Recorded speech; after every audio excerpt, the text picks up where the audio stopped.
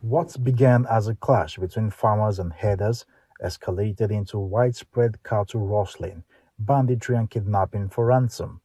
Though long-standing, this crisis escalated in 2014 and gained significant national and international attention as it intensified. Birnin Gwari in Kaduna State became a hotspot for terror activities, hosting groups such as the Ansaru terrorist faction, a splinter group from Boko Haram, along with bandits and other violent organizations. After years of terror attacks in Birnin Gwari that made the headlines, Normalcy is now gradually returning to the town.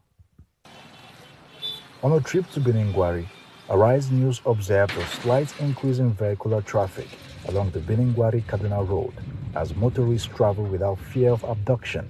Even you that has arrived in the local government, you can see on the road, you have come safely. And by the grace of Allah, you will go back safely. For decades, Birnin Gwari has been a troubled zone. Bandits have terrorized every nook and cranny of this local council by collecting tax and farm levies from residents, kidnapping them for ransom, and destroying their crops, thereby making life unbearable for them. However, on this market day in Birnin Gwari, a remarkable transformation is evident as the market is buzzing with activities attracting not only locals but Fulani traders. A peace pact between the Governor Obasanjo-led administration, the federal government, through the Office of the National Security Advisor Nuhu Ribadu, security agencies, community leaders, and bandit leaders is beginning to bear fruit, restoring normalcy and hope to the town of Birnin Gwari. Economic activities are picking up fast. Fulani herders, once a rare sight in the town, can now be seen moving freely within the area.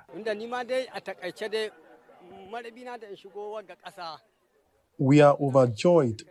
It has been 7 years since I last set my foot in this land. I have spent most of that time in the bush. But now, by the grace of God, I am here, enjoying relative peace. I am truly grateful.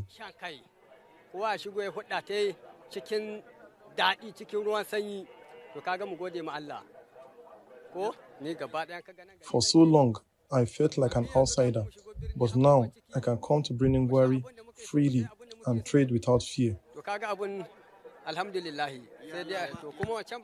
This peace agreement is unlike the previous ones. Those were smaller, side agreements between poor people and the Fulani. However, this recent peace pact is different. It encompasses the entire state. It cannot be compared to the earlier agreement. It has been nearly 10 years since I last stepped into this market, but by God's grace, we are here today, enjoying peace and unity in the market. We see ourselves as mediators, working to bridge the gap between the Hausa community and our own people. We now share a good understanding with one another, and everyone is moving about freely. Regarding this issue, every party has made mistakes, and that is where we step in as mediators. We are hopeful that this marks the end of conflict. May our neighboring countries look to our land as an example to learn from. Those familiar with the peace agreement say part of the deal is for the aggrieved herdsmen groups to have unrestricted access to Birnin Gwari town, but are prohibited from carrying weapons. According to the Fulanis, they have been marginalized for years. They just want a sense of belonging. Unfortunately, a Fulani person is often labeled a bandit, regardless of their sincerity. Those who wield guns and take lives should be identified as bandits, not through ethnic profiling. Our prayer is to live in peace and unity. We are deeply grateful to His Excellency Governor Obasanjo. He's truly the governor of governors in Nigeria. There is no other leader like him.